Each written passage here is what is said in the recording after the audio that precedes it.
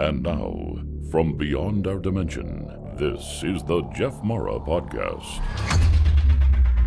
Here's Jeff. My guest is Philip Kinsella, clairvoyant medium and UFO investigator who's had many bizarre UFO/paranormal experiences, including his own alien abduction in 1989. Philip, thanks for joining me and welcome. Thank you, Jeff. It's an honor to be on your show. Well, it's my honor to have you. And what came first for you, the medium abilities or the UFO abduction? And do you think either one influenced the other? That's a very good question. In the second part of what you're asking, I had no wish to become a medium or being involved with ufology, but the subject matter of the UFOs was very much top of the agenda and first on that list.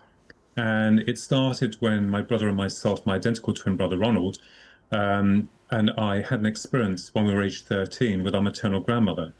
And that was in Middlesex, Felton, Middlesex. They lived in a big house, a large house. And we were presented with a silver orb that came towards us in broad daylight and hovered over our grandmother's head. That has been documented. And that was the beginning of the level of high strangeness. But I also discovered there had been things that happened within our childhood as well. It's not like you put things together. And then in the winter of 1989, I had what is termed as an alien abduction. I was able to recall the entire experience. And that was kind of frightening for me. But there was also a question about how they, when I say they, we call them aliens, were able to get me through solid matter, because one part of it was material, the other part was not. So this then led me into exploring consciousness and then developing a theory back in 1996 that was published called Spirits in the Material World. It was then, some years later, where my maternal grandmother had passed over and I'd gone to see a medium, and then things exploded. And I wanted to find out the truth about what we were, where we came from, why we're here. We live and we die, is that the end? I wanted the truth. And of course, that led me then into the psychic part. And a medium I'd gone to see shortly after my maternal grandmother had died, the same month and same year as Princess Diana, had told me that I'd be a medium. And I always knew that I was kind of like a freak, if I can use that word. So whether or not the abduction that I had in 1989 had caused some kind of trigger and opened something else within the mind is questionable. So, you know, we can look at either one of two ways, whether or not the shock or the opening or the experience that came forward, the alien abduction in 1989, had widened some form of conscious awareness in me. I do believe that is possible, absolutely, because when you are touched by the singularity, it changes you. And just to finish off there, it changes you in the sense that the system we serve tells us there's no such thing as life after death. UFOs are nothing more than conspiracy. And creation, well, is held in the annals of faith, which is quite, accepted by the system because there's no scientific validation or proof. So was I delusional? Or was the system we're serving not telling us the truth? And of course, that is where things really changed within my life on a conscious, spiritual level as well. So it was quite a transformation for me. A significant number of my near-death experience guests start having UFO contact after the NDE. And I feel that somehow the NDE opens them up, kind of in the same way you're speaking of. But it sounds like it was in reverse for you, that the UFO opened you up to these new abilities. Yes, that's right. And I think, the mind is omnipresent. I think the brain is merely a transmitter and receiver of consciousness, rather like a signal going into a mobile phone. The mechanism itself, the hardware, is merely the translator. And anything can come within that signaling that's sent within the phone. I think it's very interesting. I think when this phenomena connects with you, there is some kind of change within your etheric, or they call it astral, and the energy signatures have completely blown out outwards. I think also when we look at the system that we serve, since birth we are programmed in a very limited way about what life is and what you have to do and why you're here, which is next to nothing. And so I believe that the phenomena, when you've been touched by it, and there is an opening or an awareness, a wider awareness, you will draw these other energies towards you because you're no longer, limited within your centralized programming. You're starting to question because the system we serve has done its damnedest to subjugate our human consciousness, to make us think and believe that this is all there is. And of course, that's the only way that you will operate. If you start questioning, if you start reaching out within the mind, because the mind is the builder, the creator, right? And of course, then I'm absolutely convinced that other dimensions of reality are drawn by your energy signatures, perhaps your light, as they call it, and they come in. So I've always known that to a degree, whether or not you have a positive experience or a negative experience. A lot of people tell me that the only reason I had a difficult and quite intrusive abduction back in 1989 was because I'm a negative person. I am anything but, but the actual phenomena itself did shatter my concept of reality. And that's what then led me into the, study of consciousness, the other side, incarnation, reincarnation, and even going so far as to exploring other systems of reality, perhaps on different levels of awareness. Without digging into your abduction story, do you feel that they pulled your consciousness out of your body and abducted you? I mean, because that's what I think, many of my abduction guests relayed to me. Yes, absolutely. I questioned my own experience, and through the constant questioning in 1996, I had the only time I ever had was a download about the Greys. And that was published in a magazine called Alien Encounters here in England, and they called it Revolutionary. And it was upon the premise that my understanding with the Greys is they pull you into their dimension of reality, the real essence of you, so there is a match or a connection between them and you. And even though the energy is, away from the human body, there's still a connection. And I wondered why it was that these beings would, abduct people and why they were interested in incarnation and reincarnation, and also with the birthing cycle for species that themselves could not reproduce. So my argument back then was, are we dealing with some kind of force or entity that has replicated itself beyond that level of, no longer being part of the spirit? And they have discovered humans that can reproduce and that are interested in that spark of divinity. I mean, it led me into another area that is only speculative and theoretical in nature. It doesn't mean to say that I believe in all of that. We have to be open to all concepts, all forms of understanding, because if you say, oh, this is the only truth, then that's not going to help you, because our thoughts and our awareness goes through a process of transmutation. You yourself, I, many other people, will start off with a basic outline, and then we find it becomes more complicated. If you go back into the early years of ufology, people were led to believe through the media cartel that we were dealing with little green men that were coming from flying saucers from other planets. And of course, the phenomena seems to have morphed itself throughout the decades. Certainly in the late 1800s, you had the dirigibles, then you had the rockets, and then you had the flying saucers, and then progressed on towards the triangles. So as we're changing, I think, and feel the phenomena changes. So yes, it is interesting. I think there is a merging of the whole phenomena, especially when you're dealing with UFOs. The other question is, well, people are saying, I want disclosure, I want to know the truth, right? We all do. Mm-hmm. But because the public have been programmed already by the system through the medium cartel, I think that disclosure will shatter a lot of people's concept of how they've been led to believe that reality is. So that is a very interesting point. So sure, yes, I mean, when you've had an experience, you want to find out what it was, where it came from, why it happened, and what force is responsible behind that. And I'm still looking, I'm still searching. Well, it would make sense, at least for them to abduct us in that way, because it would be a lot safer for them. Whether it's bacteria or viruses, as well as, we are probably considered a violent species for them. Oh, yes, absolutely. And the other problem is that as human beings, we are self-contained within our thoughts. Most of this phenomena seems to operate as the one mind hive consciousness. And we have those cases. I mean, I know that people say, well, hang on a minute. Why is Philip talking about dogmen? And why is he talking about Sasquatch and aliens and life after death? Well, the human seems to be so far removed from all other elements of the paranormal. And I wondered whether or not within the consciousness of the individual, because we are contained, we don't know what the other person's thinking. And whereas, let's take an example with the Greys within their group, they're able to connect wholly within their mind as we understand it. But for us, it's different.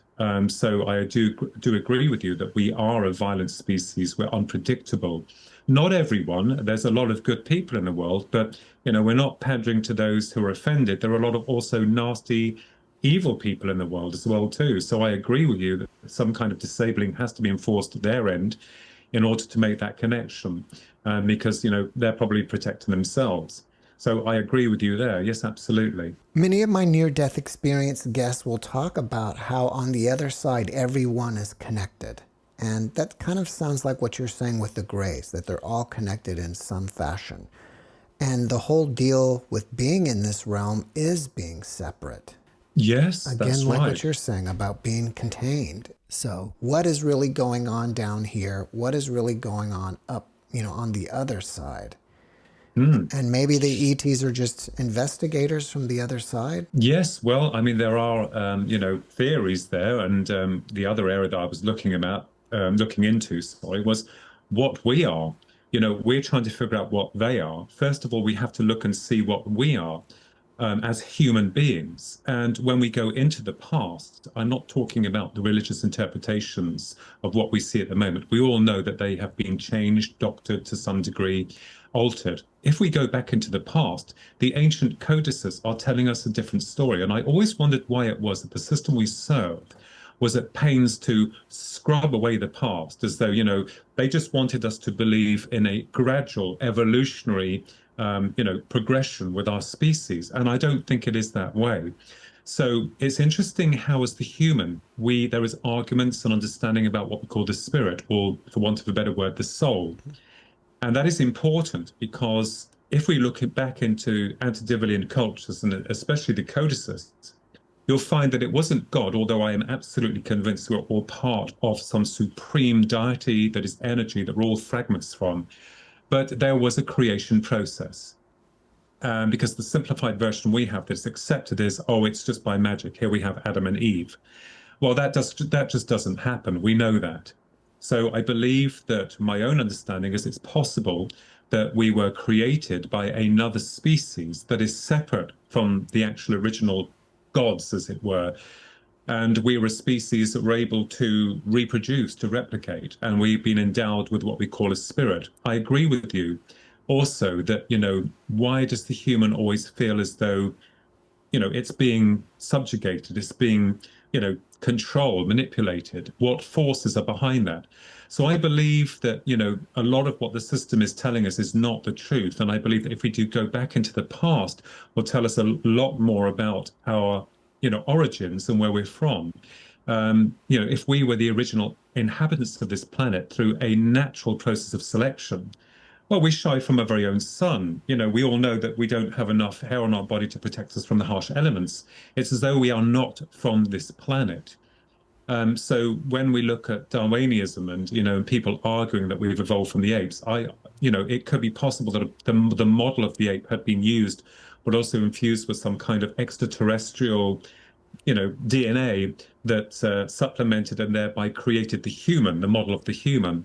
But I agree, we're still trying to work out, why, we're having these problems on this planet and why humans are not getting on with one another. And I think that's got more to do with the system we're serving, those at the top, who are creating problems and issues with us to make one person turn against the other. I think they're playing us, to be honest with you, those real masters at the top, the nameless, faceless bureaucrats that we don't know about, we haven't seen their faces. I am absolutely convinced of that, absolutely. Were we originally seeded here as conscious beings, or were we seeded on some other planet and chose to come here? That is a very good point, and we can only use theoretical content there. But I have seen the other side on 2 occasions. I nearly drowned when we lived in South Africa. And the other side was more, I would call it an awakening. Take away the religious ideologies, it was an incredible realization that I knew where I was from. And quite rightfully, Jeff, it could have been another planet. We talk about the astral planes, the lower planes, the higher planes, or other levels of dimensional awareness. I couldn't tell you. But I don't believe that we are the natural inhabitants of this earth. I think it's possible to assume that the earth was meant to have been the Garden of Eden, an experiment to see how consciousness operated on a singular level in terms of that creation process. And something's gone wrong. Or perhaps it's possible to assume that the world has been hijacked and has for a very long time. We're not sure. But, when I was over on the other side, and the only way I can explain it to you is that all of this just dissolved. It didn't make any, there was no worry about it anymore. And it's hard to explain in terms of the memories and the feelings that when you go more into the core of the experience, there is more of a recognition on a universal, conscious, spiritual level. There is no time. You felt like you were connected with everything. It was the most incredible feeling, and it was very different from the feelings we have here on Earth. So in terms of eternity, from the very point of our inception as souls and spirits, I couldn't tell you. I know that within the ancient codices, especially within the Gnostic texts, if we dare mention that we're hidden and mentioned within the Nag Hammadi, the one had created aeons known as angels, and they had separated within the divinity of that core essence of eternity. And they want to experience individuality. And then this went further away and down the line until, of course, the goddess of fear then descended even further and created matter, and, of course, what we understand to be the archons, known officially as the Anunnaki. So the system will say, oh, that's all just mythology. There's no basis for truth in that. But one wonders why it is that the system we're serving is adamant to deny three subjects. And we have to ask ourselves the questions why that is. Creation, UFOs, life after death. What is the big deal here? Why is the system saying to you, you can't go down that road. You can't go down those roads because that's just all, basically conspiracy theory. And you're like, hang on just a minute. All the system is doing, it is harboring and harvesting humans to work systematically, dumbing us down to give a very limited education. You toil the soil, you pay your taxes, you ask no questions, and then move towards the grave. So my awareness of this, like yours and many other people, is like, this is absolutely dumb, right? I mean, three sensible questions that need to be asked, and continuously the system fights us all the time. And we have to ask ourselves why that is. And my understanding, Jeff, is that if the real reason came out, it's not just about UFO disclosure and aliens exist as we call them. I think this will open up a can of worms. And I think people will stop and say, hang on just a minute. We've been lied to, ladies and gentlemen, because it's not just about UFOs or life after death. This is taking us all the way back to the past that the system is trying to cover up. And no wonder they're doing that, because, and when we say they, who are they? I'm not talking about the world leaders or those in governance. They're just mere puppets. They're given awards, money, and power to follow along with whatever instructions they are getting from those at the top. So I think, in essence, when you're dealing with life after death or UFOs or indeed creation, there are connections to be made within those subject matters when we draw them together, because at the moment they are individualized, they're contained, and it's hard for researchers to try and find out where this phenomenon is coming from and, who is behind it, how this is happening. But I believe that there's a lot more behind the scenes that we're starting to pull away and strip aside to say, hang on just a minute, just a moment. This is far more fantastic than we can ever have believed or dreamt. And it's not all bad. A lot of it is good or meant to have been good. It's just the system and those in governance are trying to pull us down or to hold us in kind of like a grip. And just to finish off with that, it's interesting, isn't it, how the system says no such thing as life after death or the spirit, soul, whatever you want to call it, however you want to interpret that. But the Egyptians, just taking an example here, they knew about the afterlife. And, in recent discoveries, the Pyramid of Cheops was literally a huge monument to shafts towards the Orion star systems. So the Egyptians knew about the afterlife. They knew about the importance of getting off this planet planet. And I've got a joke there, even they wanted to get off. So it's interesting when you look at ancient cultures and how the system has tried to dumb them down and say, oh, they were just this and they were that. No, they were advanced. They were way ahead of their time. So that's how I'm seeing that. Yeah. I agree with you that what we are is not perfectly biologically compatible with the planet, and I think there's been some tinkering or we were brought here. Do you think the hybridization program and the abductions are getting us ready for the next upgrade? And perhaps soon they will release a new type of human among us if they haven't already? Yes, that is a very good question, and it poses several problems. We can look at certain areas. Certainly, most people believe that what's happening is that these lower entities, as we call them, some people believe them as to be lower entities, that they're from the lower astral, and they're trying to, my understanding, my idea, part of it was that they're trying to slingshot themselves back into a physical body to have an awareness of self if they have, become corrupted as they go. If, evil souls basically that pass over and then go into the lower astral, and the vestiges of which they lose that spark of divinity. That's one area. The other area I have thought of, and it's incredible how people think I have the idea, but if you're all connected with other people, they have similar ideas as well too, because that is telling us that we shared by a conscious intelligence, that we're all connected in this, conscious internet. I have thought about that, or whether or not the Greys are creating some kind of hybrid that is able to survive in another system entirely, and that the Earth is doomed and it's finished. That is one area. Having them here or getting us into an upgrade is interesting. That is possible. And because if you look at the human, most people will not believe that it's possible that we had gods that engineered us, and that we have gone through this process of evolution, and now there is an upgrade. So if you said to people that aliens are now creating new species, and most people are accepting of that, why is it that people deny that from the past? Oh, no, it couldn't possibly happen. It's just through a natural process of selection. No, I don't believe that. I believe that we were created by what we would call an extraterrestrial species that experimented within the human, or a hominid, a worker, as it could be possible as a slave species, and not much has changed today, has it, Jeff? I mean, we're still slaves to the system. I mean, people say we are modern day slave labor force. I don't care what people say. Right, it's voluntarily. Yeah, absolutely. There's no one out with a whip, but then if you don't do the work, you don't earn the money, you're not going to be able to survive.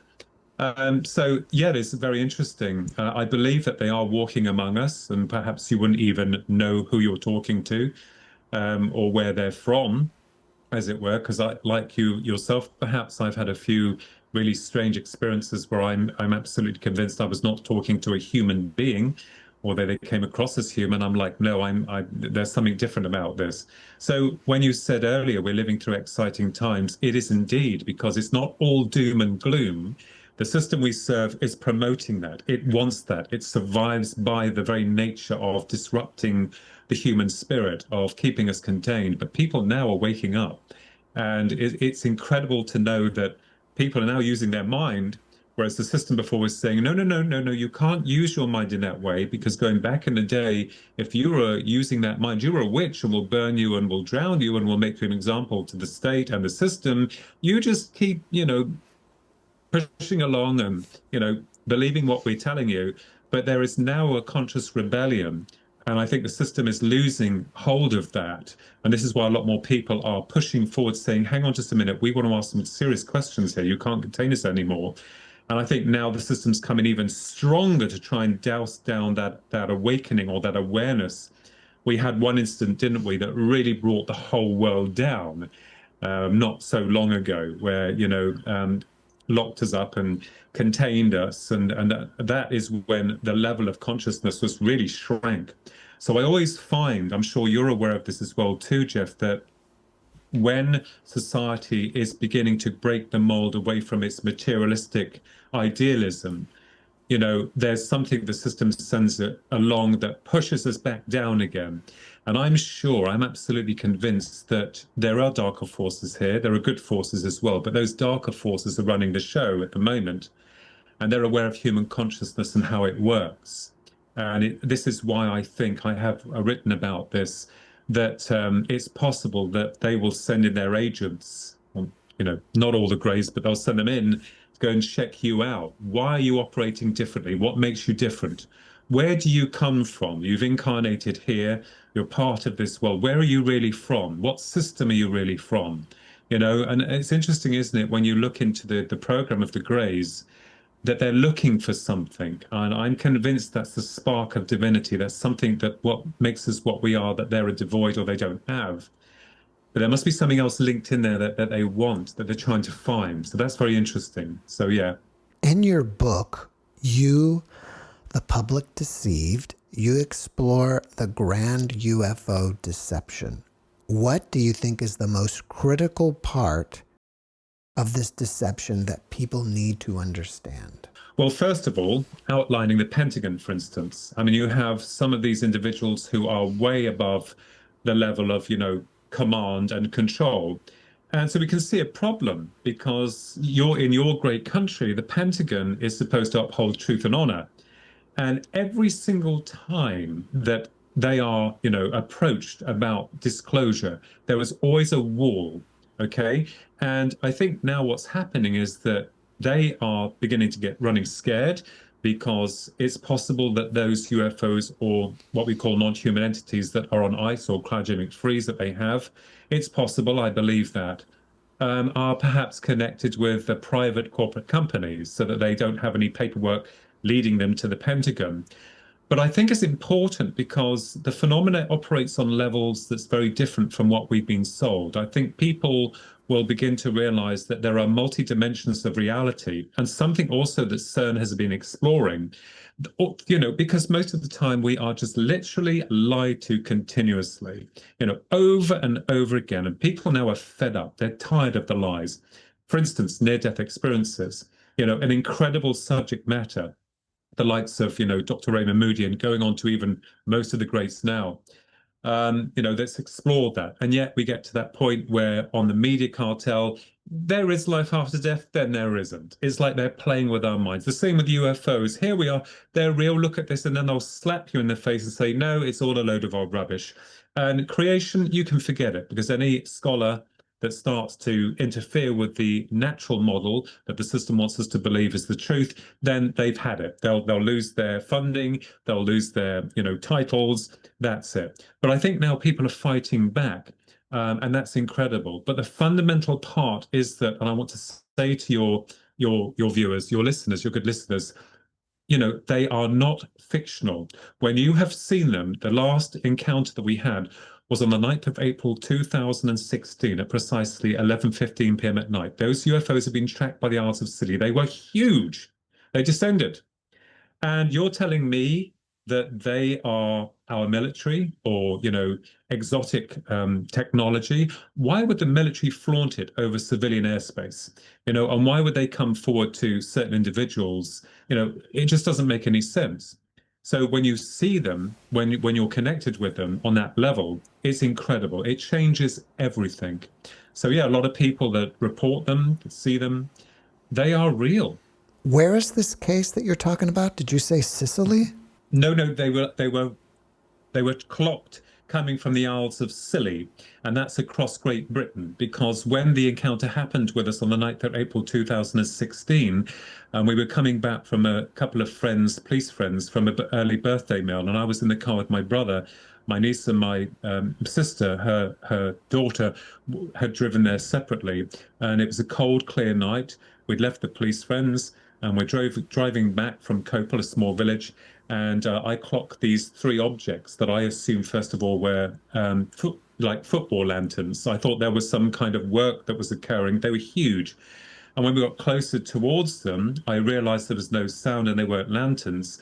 And when I drove up, we got out the car and looking up. This has also been recorded and documented and analyzed. I have everything absolutely checked out. They were above us and started to descend. Three white, huge discs, no markings, and they just hovered there. Huge they were. And my brother and I were outside the car and looking up at them. And it was in a triangular formation, but they were separate. And the one to the far left started to move towards the one to the front of the triangle, stopped, went back, and they positioned themselves in a perfect line, space, and they shot off. And I then found out that my niece was trying to contact me on my mobile phone. She had filmed them on her mobile phone before they arrived just to try and tell me, but I didn't answer my phone because they were there already. You know, that they were there, they were. And then another researcher, Dave Twine, who's now deceased, approached me and said that they clocked them all the way another part of England. And of course, we started to research it, and we found that the UFOs themselves were crossing. Andy Thomas, another author here in England, a researcher, they were crossing the St. Mary and Michael ley line. Mary St. Michael ley line, a ley line across England. What they were looking for, we don't know. So, you know, again, no answers to that. A mystery to be sure. And I was convinced that that would make the local papers. There was nothing. The next day, on the 10th of April, there was a helicopter that came over our house, a white helicopter. It wasn't black. It was an unmarked white helicopter. It came very low and started circling 3 times around so we could see the pilots, and it went off. But when the UFOs were present on that night, when they descended, there was no one walking their dog down the road. I mean, it's a quiet road, but we have a pub down the road. There was no one. And when you spoke, it was like it just snowed, as though the phenomena itself had some kind of like changed the atmosphere on some level, you know, holding us in a pocket. There was no time lost. It's incredible. Is there somewhere where we can watch these videos? Well, the video that was taken for my niece, they were pictures that she took, but on YouTube in the book, I think it was Terrestrial Trespassers, this one here, and in You, the Public Deceived, there's mention of that. And that's all illustrated and documented in there. Everything you need to find out is in there. Is it possible that they were personally paying you a visit? I don't think so. I just had a feeling no. People will argue and say yes, and I'm not one of these people to make out that I'm someone special. We're all special. We're all unique. You know, we all have our own interests, but it seemed very strange that there they were, like, well, here we are. And again, we had no answers to anything. Like, why are you doing this? And we didn't expect this. There was no expectation of it happening, but it was very spectacular.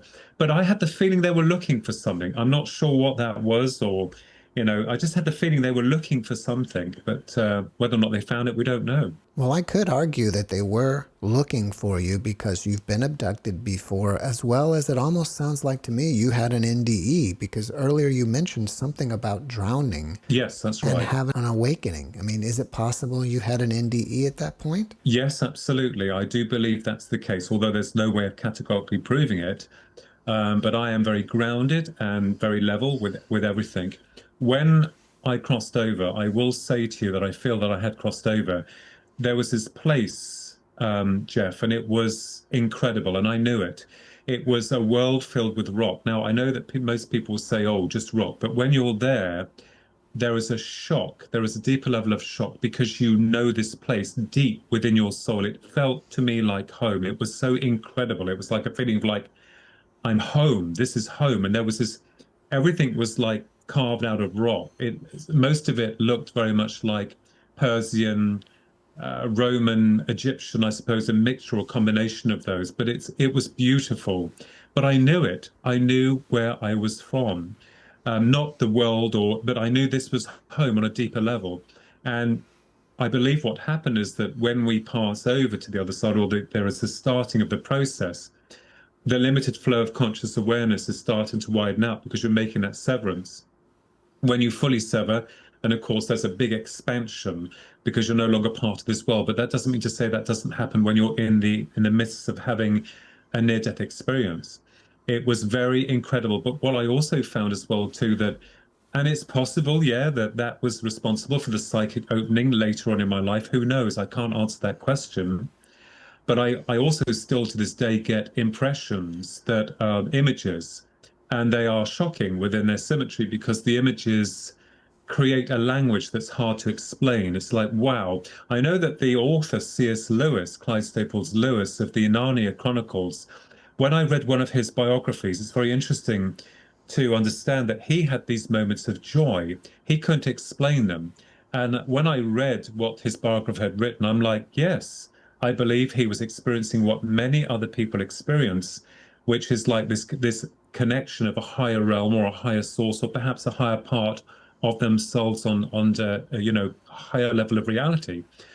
but it's incredible. And trying to find the words, it doesn't bother me because the richness of it when it comes in is incredible. But then, of course, you get drawn back into this world. It's like, oh, you've got to get on with this. It sucks a little bit. Yeah. Well, as I mentioned to you earlier, I've made almost 900 NDE interviews, and it is very common for people to have the same feeling that you had, which is that they felt like they were home.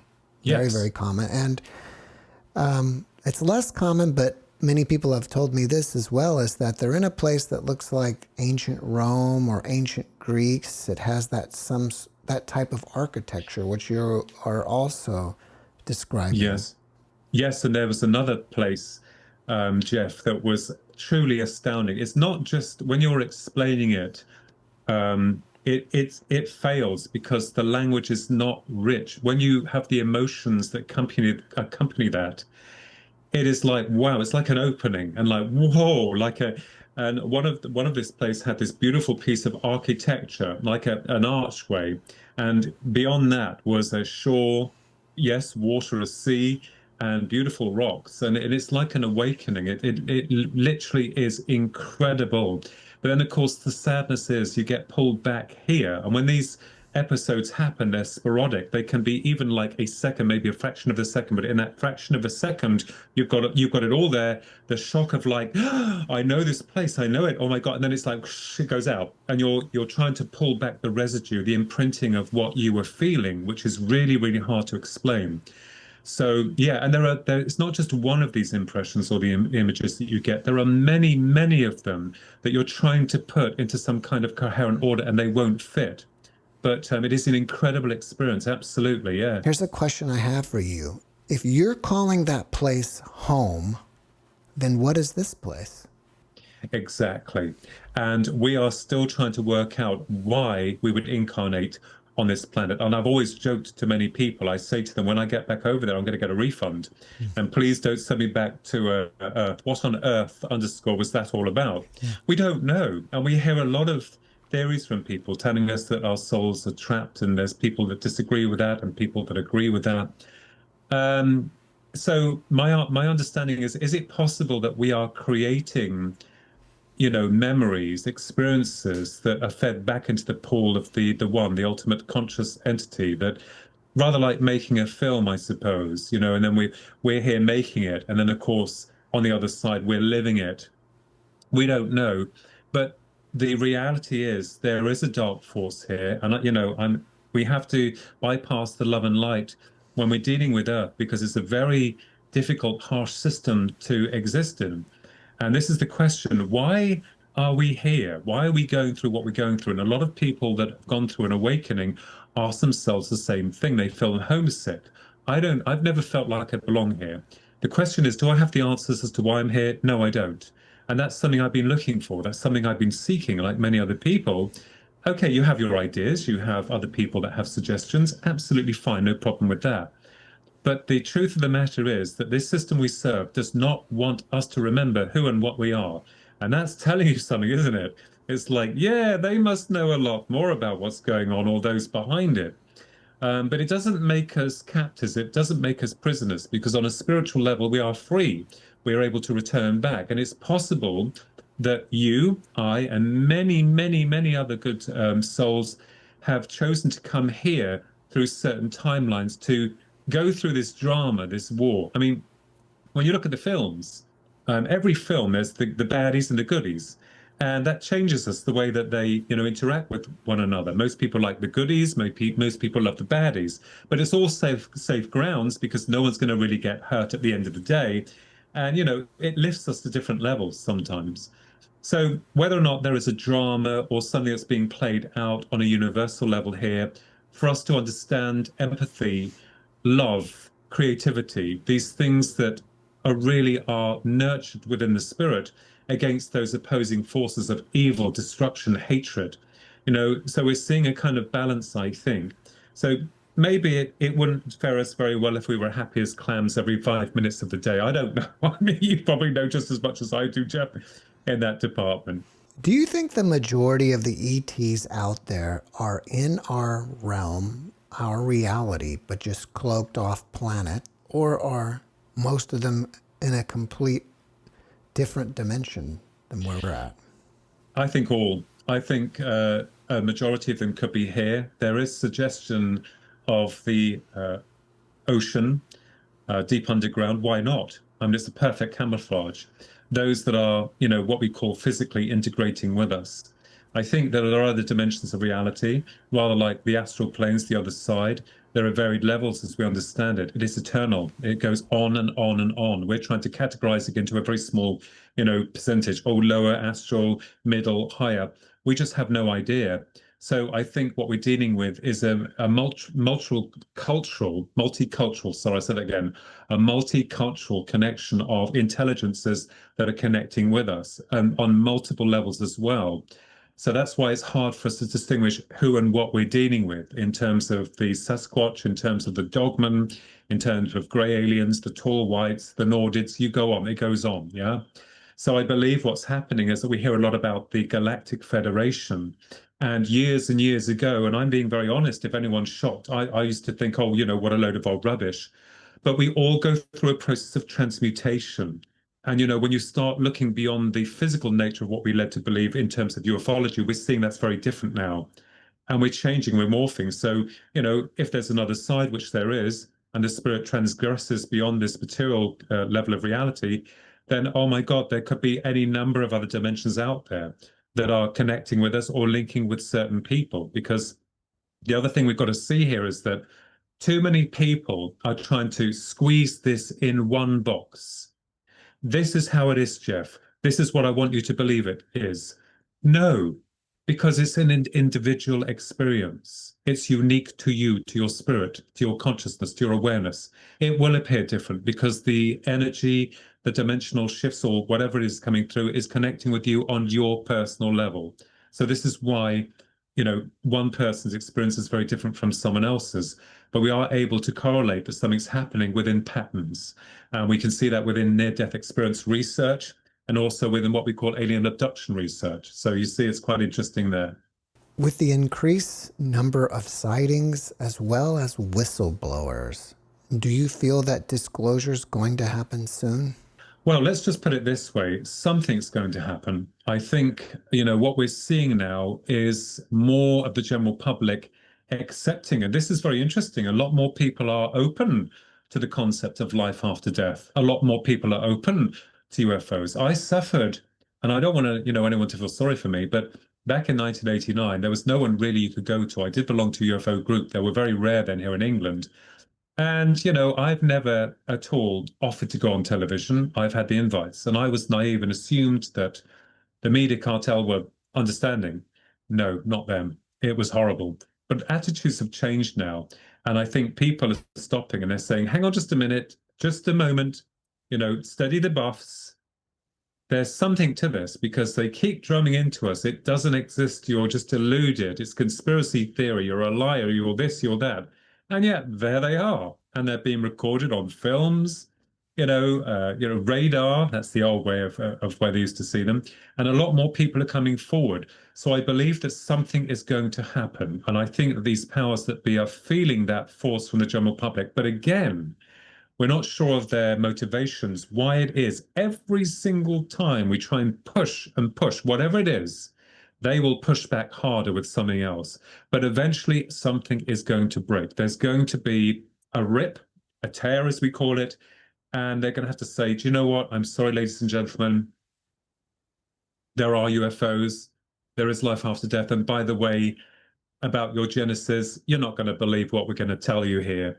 And people will be like, oh, my Lord. And people say, well, we can't tell people because of their religious upbringing, because of their centralized belief system. You know what? You have Christians. You have all these different people. They're integrated in their own structured belief systems of what they believe is right and, holy and all that. So, and they're still all together. So I believe that it's not going to be much of a shock. I think the shock will be that most people, good people, will not be able to understand exactly how this phenomenon is getting to us. And this will then further cause disruptions within the media and people saying, hang on a minute, you lied. You said that they would come from another planet. You said there's nothing out there. And now you're telling us this is interdimensional. and they're able to connect with us on a conscious level. Hang on, what about consciousness? This then leads us into life after death. You've lied to us about that. So can you see this knock-on effect, domino effect that will occur because just one subject out of those three, if it is known to be the truth, we know it's true, but to all the public, that is going to change absolutely everything. Do you have a timeline for this? And if so, what does a post-disclosure world look like to you? Well, I think I don't feel it's going to happen just yet, Jeff. I think that perhaps it may happen after I've passed, long after I've passed. It could be sooner. I hope it is sooner. I really do. I couldn't answer that. As a psychic medium, people say you should know what within the field of potentiality. We're not sure, because people say, I want the future. Well, here it is and it's gone. Here it is and it's gone. It's within a state of, possibility, potentiality, and minds send into the field. And then, of course, that creates our future. But I believe what will happen is that people will drop everything. They literally will awaken to this modern day slave labor force, their existence of just being a human, of existing, of going back to what we said earlier, not asking any questions, being contained within your conscious awareness, toiling that soil, working until you drop, until you're dead. And people are like, hang on just a minute, what am I about? What am I? Where do I come from? What is the meaning to me? And when disclosure comes, it's like people will say, wow, this is senseless. This work, this slavery is senseless. Let's all help as a species to the betterment of our kind. Think of it. Some people do jobs they don't want to do. And a lot of people, their lives are wasted because the goodness that they harbor is not being invested within the system. Okay, there's a lot of people that don't want to work, won't work. But think of the minds, the people that could bring so much change about this planet, working together, taking money out of the equation. People say you can't exist without money. Sure you can. There's enough on the planet for everyone if we were to work together as a team and work, to bring betterment to our species. I think it will change everything. People will start to talk about life after death openly. They'll try and work on new technology to try and contact those on the other side on a more advanced level of interaction. Calling occupants. I've got to use the famous Karen Carpenter's beautiful singer's line there. Yes, that can happen. C5 initiatives. So I think it's going to change everything. But at the moment, the darkness is still in charge. As a psychic medium, I'm assuming that you're connecting with other beings on the other side.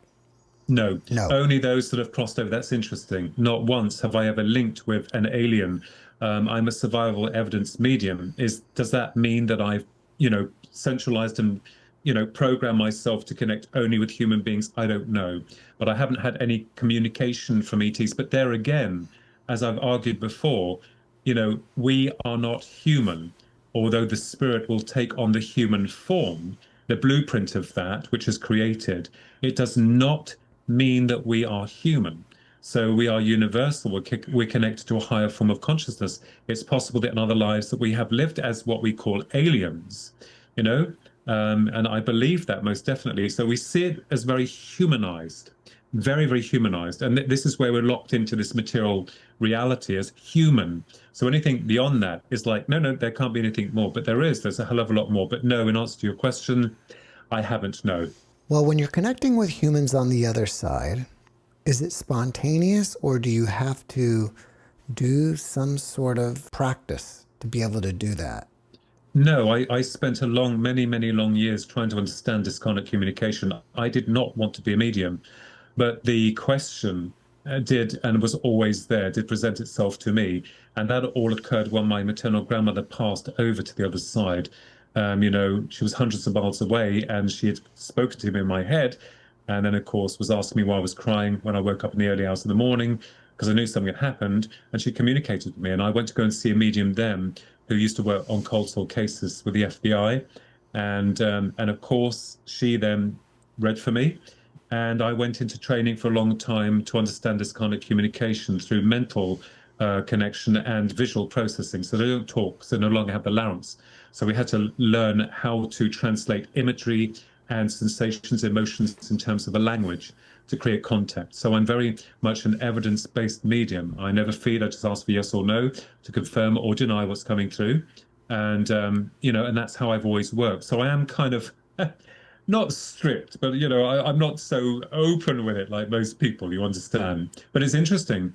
And that also concluded to me, wow, there is life after death after all, not just UFOs, but life after death. And that's why I was steered within that area of research, because I'm like, well, I must be deluded because the system says there's no such thing. And I'm like, hang on just a minute. And then you find many other good people out in the world who've had more or less the same experiences.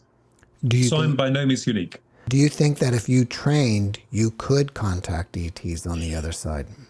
Yes, we proved that again in the book Sky Crash Throughout Time that I wrote with Brenda Butler. That's all to do with Rendlesham. I did research there for 10 years. That book was published by Capabam Publishing in 2013 and then reprinted by Philip Mantle, British ufologist, years later. We did a CE5 initiative on the 8th of June, 1998, and that was at 10:15 p.m. at night. Before that, we did a psychic experiment here in Bedford before we went to Suffolk, about a 2-hour drive, calling them. And I got the idea from Karen Carpenter's song, Calling Occupants. And I thought, is that possible?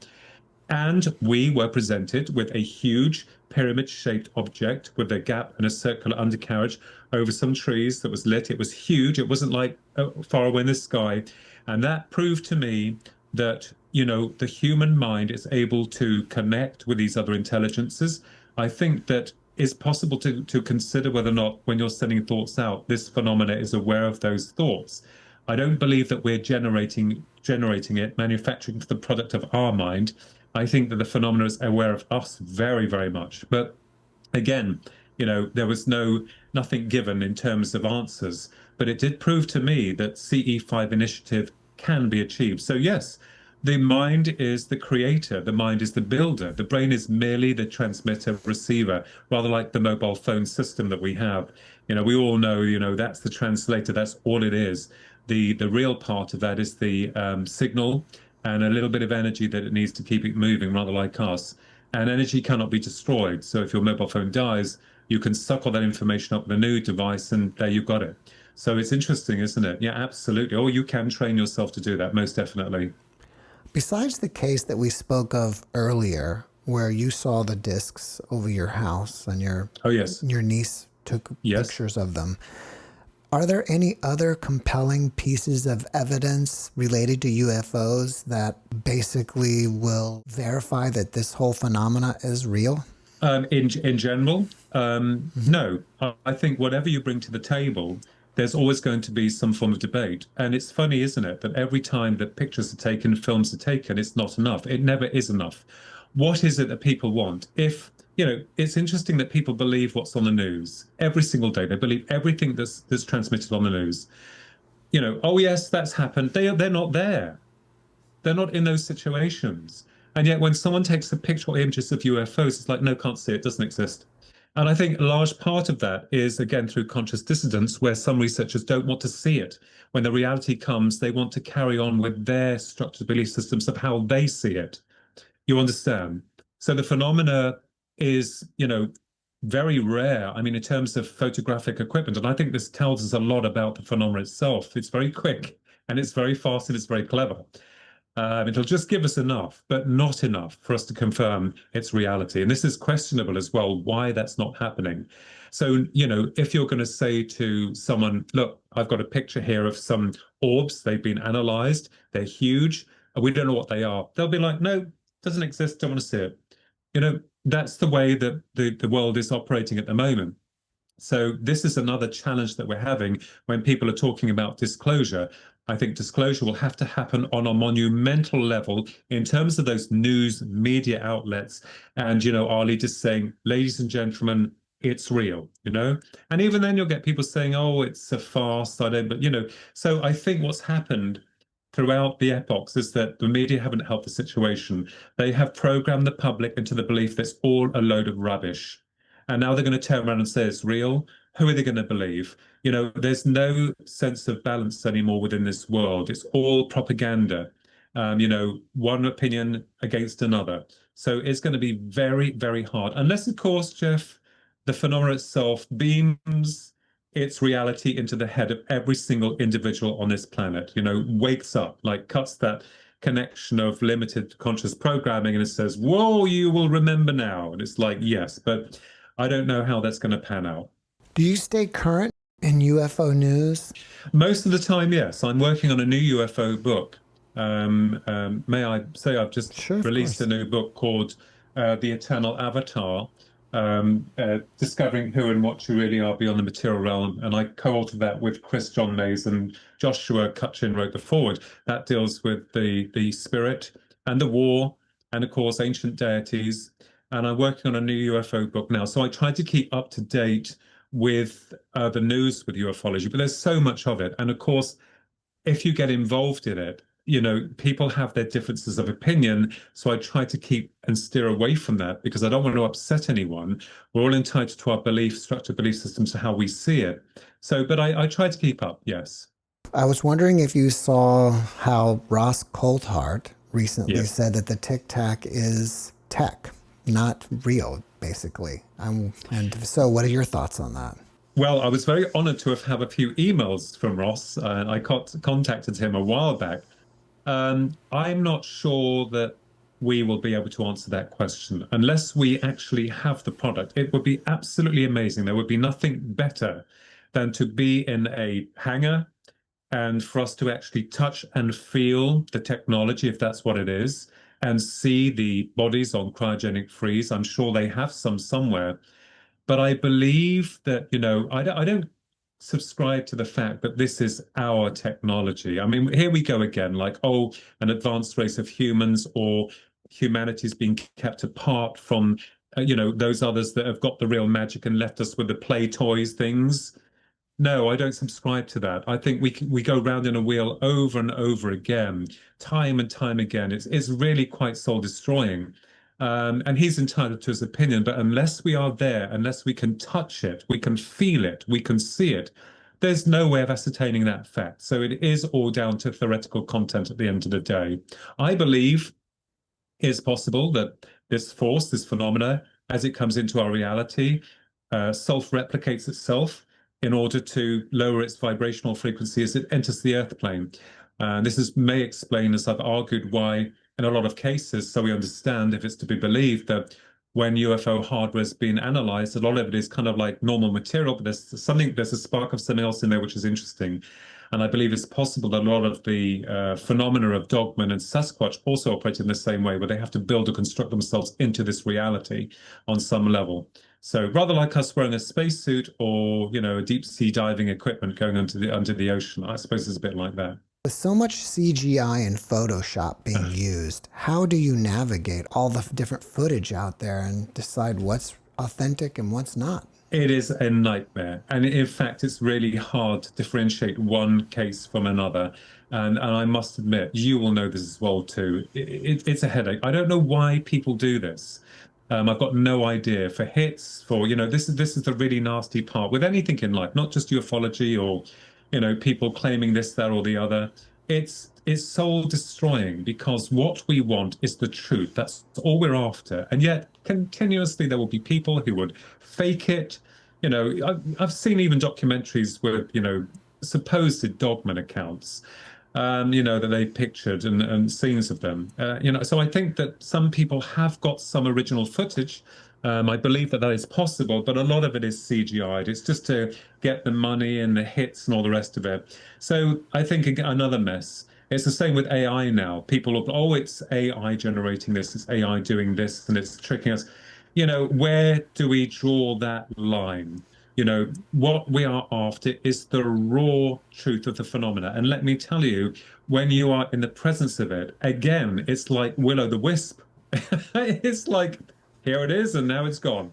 You've got nothing, absolutely hardly anything at all to prove your case. But I think the good thing is that when it does happen to you on a deeper level, it changes you.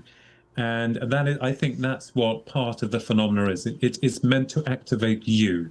So I think all of our attention being focused around the world about, trying to make this and that fit and seeing the shoe. I think that's within you. I think that it's your journey to feel and change you as you are currently and moving you on your spiritual path going forward. I think that's what it's about. What do you think about the Bugga spear? Sorry, Jeff? I don't know if I'm not sure if I'm pronouncing it properly. The Bugga sphere, the Buga sphere. Do you know what I'm talking about that they found in South America? Oh, oh, right. Okay, yes. I'm not sure. Now you have pronounced it right. I had to think. Jeff, I'm not sure. I mean, it's the same with a lot of artifacts that are discovered under the ocean. There was one of them, wasn't it? Rather like the Han Solo Millennium Falcon under the water, and people are like, this is a UFO. It's possible. It could be fossilized, and we just don't know. But again, evidence, and it's very, very lacking in this department. And I think that those genuine cases of UFO crashes, the military do have a cover program to go in and get it and take it out very quickly. So, Roswell was a bit of a mess. I do believe something happened there, and they got that right soon afterwards. So I think any other crashes, and interestingly how these crashes happen in remote regions and not so much in populated areas, makes you wonder, doesn't it? The intelligence behind it, what they're trying to do, what they're giving or subtly giving to the military establishment. We don't know. If a person's in a remote area, do you think they're more likely to have some sort of contact? Oh, a good question. Yes, absolutely. Because in built-up areas, and you must have read my mind because this is also in Terrestrial Trespassers, the book, and a further investigation in the next one.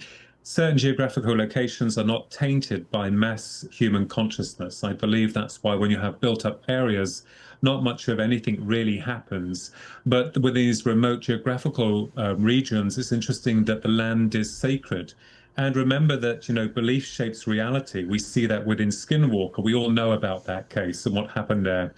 And whether or not people that go into these remote regions trigger something within a nest or the hive of that activity or the portal, and then all of a sudden these things manifest, So I do believe that this is why we see an increase in unusual activity, areas of high strangeness within these remote geographical locations, most notably the national parks. We're not going down that area because there's a lot of things that happen there that are not good. So, yes, absolutely. This is why I think it's all to do with human consciousness as well that contaminates a certain area. It's rather like trampling over it and destroying it and then cancelling it out.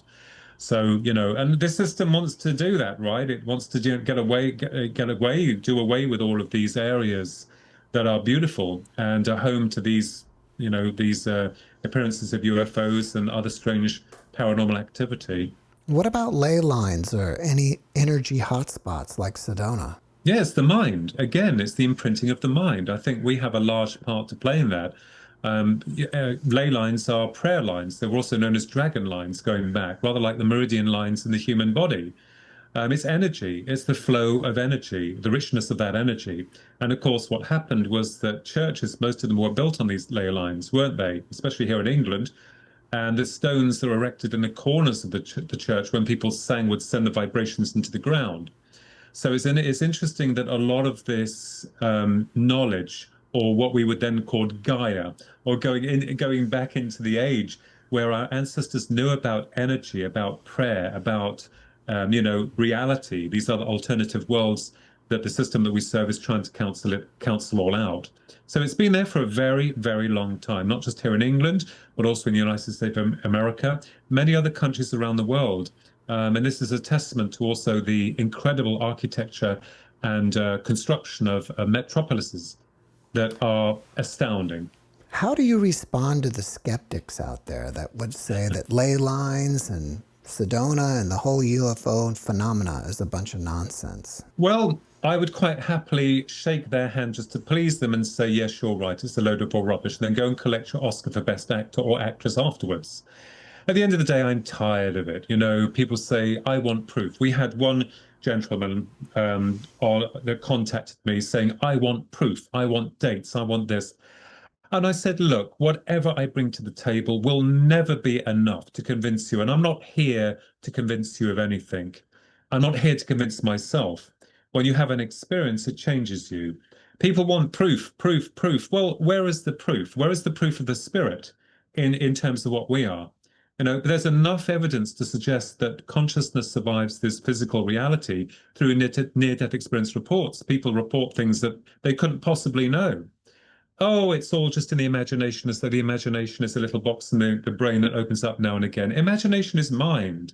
Mind is everything. Mind is creation, and we're all part of that. So when people say to me, I don't believe, I'm like, okay, that's fine. I'm not going to argue with them. Because you won't win either way.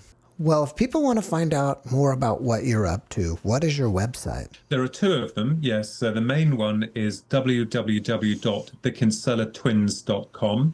That is linked with our books and my brother's artwork and all other information.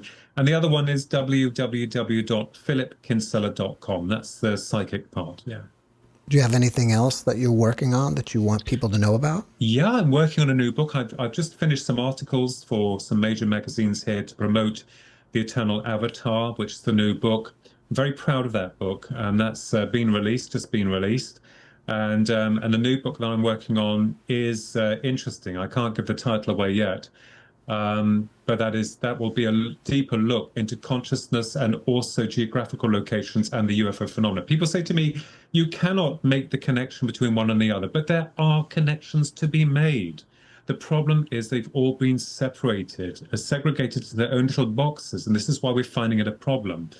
I mean, they're different within their realities, of course, but there are connections to be made, and I think that may open up the door for many people to tap into their inherent greatness, into the majestic force that they really are, that they represent beyond the material level. Because life is tough. We get up, we have people out there in the world, and it's hard. We're trying to get through, and it's just an ugly scene out there. But I've always wanted people to promote within themselves their greatness, their magnificence, and there is much more. So life and death is not the beginning and not the end. There is more to it than that. Trust me on that. We're all part of that. What are your thoughts on AI and how that will relate to the UFO phenomena? Well, Jeff, we have another problem. It could be used as the most magnificent instrument if used correctly. But as you and I know, every single time with technology, it is always abused and controlled. So there are two sides to that as well as there are to humans. So I just want AI to kick butt for these bad guys, release all the information to the public. That would be so cool. And, using your imagination a little bit more, AI constructs itself into its own mechanism. And it's like, yeah, it's for the people. But I don't think that's going to happen anytime soon. I think, AI is fantastic, but also poses a big problem. Philip, before we wrap it up, can you leave us with a last positive message? Yes, my last message to everyone is, if you're going through your awakening, you're not alone. Believe in yourself and believe that there is so much more to you than what you have been told. If you want to succeed in something, believe in yourself against all opposition. You can do it. There is no such word as cannot, because cannot only exists within the dictionary for fools. So you are your greatest power you can ever be. And believe in that. That is the biggest thing ever, belief. And that shapes reality. Philip, thank you for your message, and thank you for being my guest. Thank you very much, Jeff, for having me on your amazing show. I'm very honored indeed. Thank you. Thanks for watching the JeffMara podcast. I really appreciate you. Another way to show support is through YouTube memberships. And if you do, there are loyalty badges and other perks depending on your level of membership. All you need to do is click the join button underneath the video to find out more. Thank you for your support.